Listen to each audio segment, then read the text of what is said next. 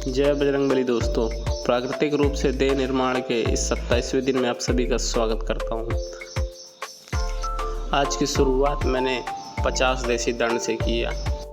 50 देसी दंड मारने के बाद मैंने 25 सपाटे लगाए और इन सब कसरत को करने के बाद जब मेरा शरीर काफ़ी ज़्यादा हद तक वार्म हो चुका था, तब मैंने आज डिसाइड किया एब्स की वर्कआउट करने का। सभी एक्सरसाइज के मैंने 20, 15, 12 के सेट लगाए हैं और हर एक्सरसाइज के बीच में मैंने 15 से 20 सेकंड तक का रेस्ट किया है। हमारी ट्रांसफॉर्मेशन जर्नी को दोस्तों अब 27 दिन पूरे हो चुके हैं। इन 27 दिनों में आप लोग देख सकते होंगे शरीर में बहुत बदलाव आए हैं, स्टेमिना में बहुत ज़्यादा बदलाव आया है। अब जो देसी दंड में पहले 20 या 10 नहीं मार पाता था, अब मैं लगातार इसे 50 मार सकता हूँ। हाँ, थोड़े सपाटे मारने में अभी मुझे समस्या हुई है क्योंकि उसमें सांस का प्रॉब्लम हो रहा है, तो वो मैं प्रक्रिया सही से नहीं कर पा रहा हूँ। मैं उस चीज़ पे अपनी इम्प्रूवमेंट कर रहा हूँ क्योंकि हर एक्सरसाइज के साथ आपकी सांसों का नियंत्रण एकदम सटीक होना चाहिए, तभी आप कोई एक्सरसाइज ज़्यादा देर तक करेंगे और प्लस उसका फ़ायदा आपको मिलेगा। श्वास का और कसरत का साथ दोनों बहुत ज़रूरी है।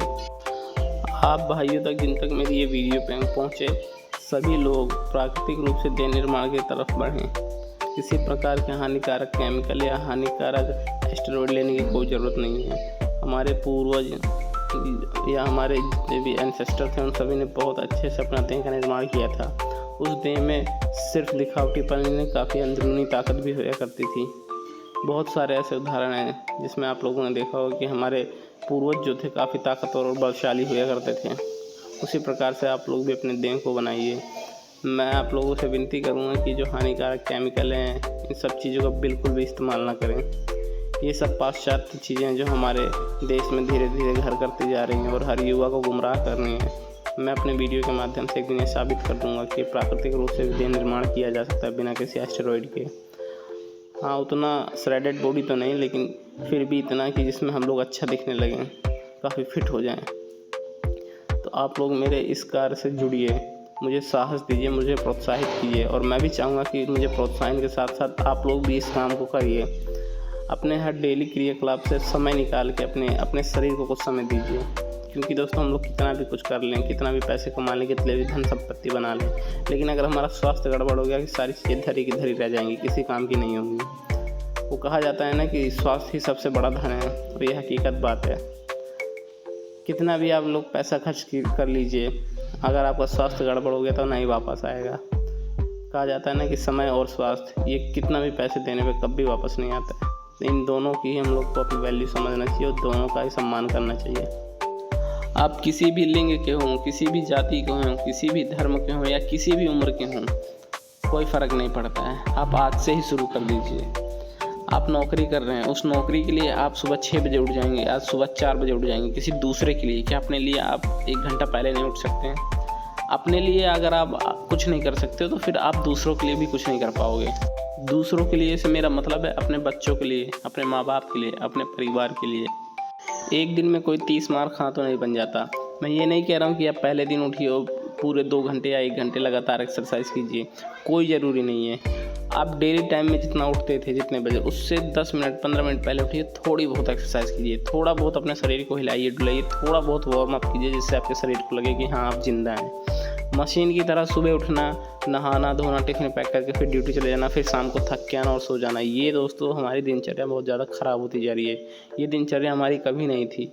हमारे भारत देश में हमेशा से स्वास्थ्य को और शिक्षा को बहुत ज़्यादा मान और सम्मान दिया जाता था, लेकिन अब हम धीरे धीरे समय बदलता जा रहा है और हम पाश्चात्य उन अंग्रेज़ों वाली नीति सीखते जा रहे हैं कि बस सुबह उठो, नौकरी पे जाओ, फिर रात को आओ, सो जाओ। सैटरडे संडे जो आपको मिले उसमें लेट नाइट पार्टी करो, दारू पियो दबा के और अपना शरीर और अपना समय पूरा ख़राब करते चले जाओ।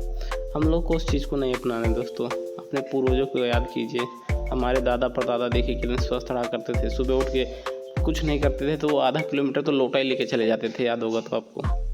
हालांकि मैं इस चीज़ से नहीं सहमत हूँ कि आप बाहर शौच करने के लिए जाएं, मैं उस चीज़ के पक्ष में नहीं हूँ, लेकिन मैं उस चीज़ को बताना चाहता हूँ इस उदाहरण से कि देखिए वो आधा किलोमीटर पैदल ही चल देते थे।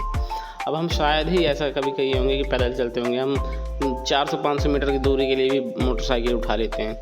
ये धीरे धीरे दोस्तों हमको खोखला करता जा रहा है, हमारे देश को खोखला करता जाता है। अब हर 10 में से 6 आदमी का तो पेट ही निकला हुआ है। इस चीज़ को दोस्तों जब तक हम लोग ध्यान नहीं देंगे तब तक ये सुधरने वाली नहीं है, और ये हमको धीरे धीरे अंदर ही अंदर खोखला करती जाएगी। सिर्फ दवा खरीदते जाओ, सारी मेडिसिन बाहर से आनी है, उनको फ़ायदा होगा, उनका इनकम बढ़ेगा, और हम केवल दवा खाएंगे, भूख लगने के लिए दवा खाएंगे, खाना खा लिए तो फिर खाना पचाने के लिए खाएंगे, और जब पचा लिए तो उसके बाद तबीयत ख़राब हो गई, फिर तबीयत ठीक करने के लिए खाएंगे। यही चलता रहेगा दोस्तों। आशा करता हूँ आप सभी को मेरी बातें कुछ समझ में आती हैं। मेरा वीडियो से कुछ ना कुछ थोड़ा बहुत तो मोटिवेशन आप लोगों को मिलेगा ही।